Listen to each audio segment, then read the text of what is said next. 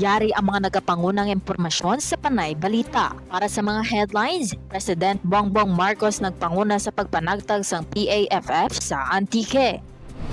DoTr nag-aprubar sang 49 ka ruta sang PUJs sa Iloilo. Nagyari ang detalye sang aton mga headlines. A total of 61,171 ka mga benepisyaryo sa Western Visayas ang nakabaton sang bulig pinansyal paagi sa Presidential Assistance to Farmers and Fisher Folks o kung PAFF program ni Presidente Ferdinand Bongbong Marcos Jr. kagapon nga adlaw. Si Presidente Marcos mismo ang nagpanguna sa seremonya sang pagpanagtag sa Antique para sa mga benepisyaryo sang isla sang Panay kag sa Bacolod City para sa mga benepisyaryo sang Negros Occidental. Ang breakdown sa mga benepisyaryo kada probinsya. Aklan 5,023, Antique 7,067, Capiz 8,293, Guimaras 1,841, Iloilo 30,632, Negros Occidental 8,315. Ang PAFF nagatuyo nga magbulig sa mga mangunguma kag mangingisda nga amo ang masapro nga magbaton sang bulig bangod sa epekto sa naglabot nga El Nino phenomenon. Ang kada benepisyaryo magabaton sang 10,000.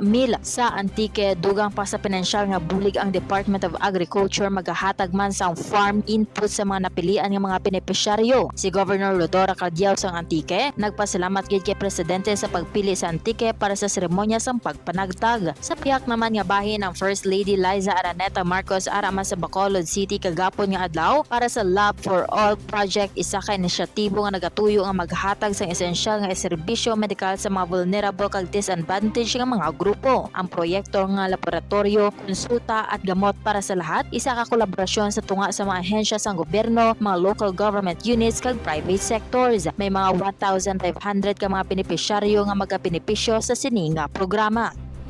Ang Department of Transportation o kung DoTr nagapahayag nga nag-aprubar sila sang 49 ka mga ruta sang public utility jeepney o kung PUJ para sa Iloilo sunod sa Local Public Transport Route Plan o kung LPTRP na nagalakip sang 43 ka mga existing nga rota kag 6 ka bag-o nga developmental nga mga rota. Ang mga rationalized nga mga ruta nagalakip sang 2 ka PhilCabs, 9 ka utility van express, 1 ka minibus, 12 ka public utility buses o kung PUB kag 1 ka bag-o nga rota sang PUB.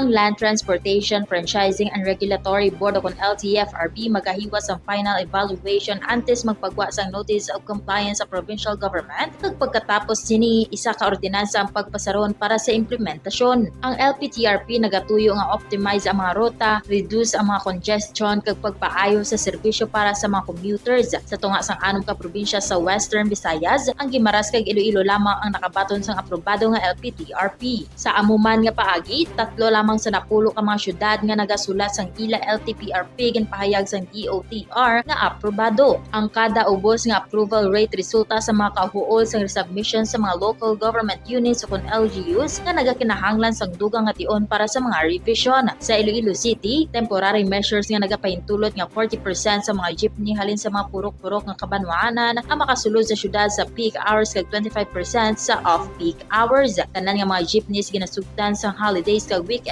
samtang wala pa ang compliance notice issuance. Ang LPTRP bahin sang Public Transport Modernization Program nagapromisa sang pag-ayos ang pangabuhian para sa mga drivers kag operators kag mas maayo, mas siguro kag mas komportable nga transportasyon para sa mga commuters.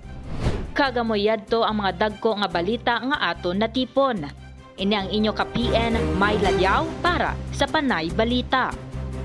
For more stories, check our website www.panaynews.net.